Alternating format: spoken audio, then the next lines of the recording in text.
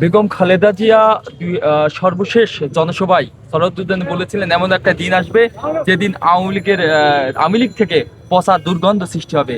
বাংলাদেশ আওয়ামী লীগ থেকে আজ পচা দুর্গন্ধ সৃষ্টি হয়েছে। জনাব তারেক রহমান বাংলাদেশে এবং বেগম খালেদা জিয়াও বাংলাদেশে আর সাধারণ মানুষকে ভালোবেসে শিখতে হয়ে আল্লাহর দরবারে গেলেন। কিভাবে দেখেন সাবেক ছাত্র দলের নেতা হিসেবে আপনি? ধন্যবাদ।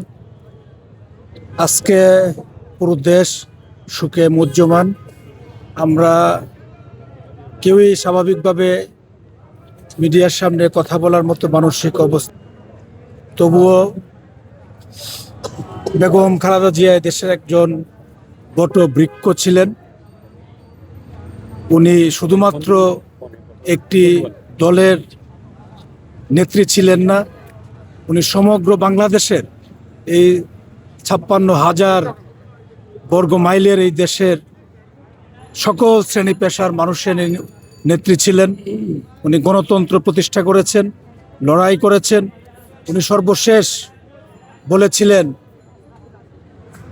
আমি বাংলাদেশে জন্ম নিয়েছি, মরতে হলে দেশের মাটিতেই আমি মৃত্যুবরণ করব। এই বাংলাদেশ আমার শেষ ঠিকানা। পৃথিবীর কোথাও আমার কোনো কিছু নেই, পৃথিবীর কোথাও আমার কোনো ঠিকানা নেই। আজকে সেই নেত্রী আমাদের মাঝ থেকে বিদায় নিয়েছেন। কুল্লু নাফসিন জায়কাতুল মউত, সকল মানুষকেই মৃত্যুর স্বাদ গ্রহণ করতে হবে। আমরা একটু সান্ত্বনা পাচ্ছি। উনি রাষ্ট্রীয় মর্যাদায় এই দেশের জন্য উনি যা করে গিয়েছেন, ওনার স্বামী যা করে গিয়েছেন, আজকে এই দেশ, এই জাতি, এই রাষ্ট্র ওনাকে সেই সম্মানের সহিত সমাহিত করবে। 3 দিনের ছুটি ঘোষণা করা হয়েছে। আপনারা জানেন আগামীকাল সাধারণ ছুটি ঘোষণা করা হয়েছে। 3 দিনের শোক রাষ্ট্রীয়ভাবে পালন করা হবে। আমরা ওনার একজন নগণ্য কর্মী হিসাবে আমরা গর্ববোধ করি। অনেক স্মৃতি এই বেগম জিয়ার সঙ্গে আমার ব্যক্তিগতভাবে বলার কোনো ভাষা নেই। কারো প্রতি আমাদের কোনো অভিযোগ নেই। আমরা কখনোই প্রতিহিংসার রাজনীতি বাংলাদেশে করব না। উনি সর্বশেষ বক্তৃতায় বলেছিলেন, ভালোবাসা দিয়ে, মায়া দিয়ে, জ্ঞান দিয়ে এই দেশকে তোমরা সাজিয়ে তুলবে, এই দেশকে তোমরা সমৃদ্ধ করবে। আমরা উনার সেই আদর্শকে লালন করেই বাংলাদেশে রাজনীতি করে যেতে চাই। আমরা চাই, সকলের কাছে দোয়া চাই, মহান পরওয়ারদিগার রাব্বুল আলামিনের কাছে আমরা প্রার্থনা করি উনাকে যেন আল্লাহ বেহেশতে নসিব করেন। ধন্যবাদ সবাই। আপনি কাঁদছেন, দেশের মানুষ কাঁদছে, পুলিশ কাঁদছে, গণমাধ্যম কর্মীর কাঁদছে, সাধারণ মানুষ আসলে বেগম খালেদা জিয়ার যে অপরিসীম শ্রদ্ধা ভালোবাসা, এটাকে কিভাবে দেখেন যদি একটু বলতেন 1 মিনিট। উনি একজন মহিষী নারী। উনি স্বাধীনতার যুদ্ধ থেকে ওনার 2 শিশু সন্তানকে রেখে ওনার স্বামী যুদ্ধে চলে গেলেন। সেখান থেকে পরবর্তীতে ওনার যখন 36 বছর বয়সে উনি স্বামীহারা হয়েছেন, পরবর্তী সময়ে উনি বাংলাদেশের গণতন্ত্রকে পুনরুদ্ধার করার জন্য এক কাপড়ে রাস্তায় নেমেছেন।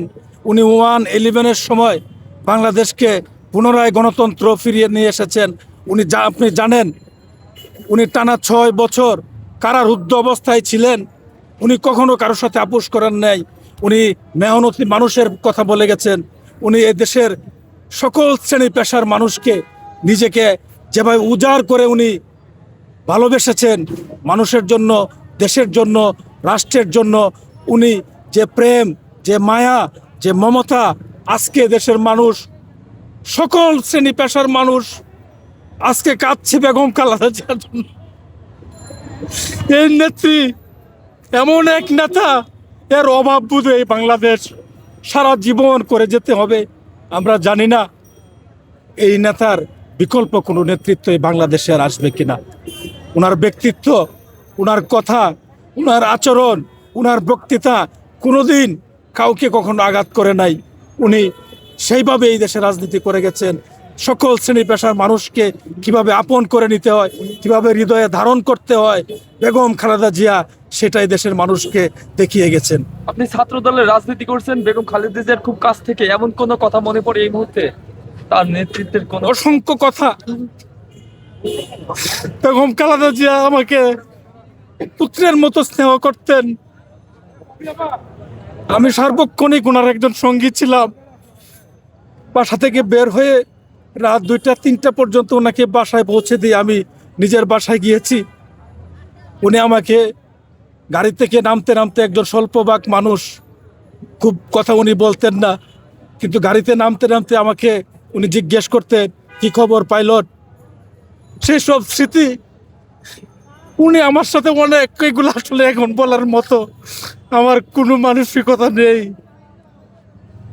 আমি একটা ক্ষুদ্র কর্মী ছিলাম এই পার্টির, এই সংগঠনের, কিন্তু ওনার কাছ থেকে আমি যে ভালোবাসা পেয়েছি, আমি যে স্নেহ পেয়েছি, যে আদর পেয়েছি, আমার জীবন, আমার রাজনীতির জীবন আমি সার্থক মনে করি। এমন একজন মহিষী নারীর কাছ থেকে আমি পুত্রের মতো স্নেহ পেয়েছি। আমি কখনোই আমার মায়ের অভাবও কখনো কখনো আমি বোধ করি নাই। কিন্তু বেগম খালেদা জিয়াকে ছেড়ে 1 মিনিটের জন্য আমরা কোথাও যাই নাই। আমরা এই ঢাকার শহরে ওনার সঙ্গে ঈদ করেছি। বাংলাদেশের আনাচে কানাচে প্রতিটি প্রোগ্রামে আমরা ওনার সফর সঙ্গী ছিলাম।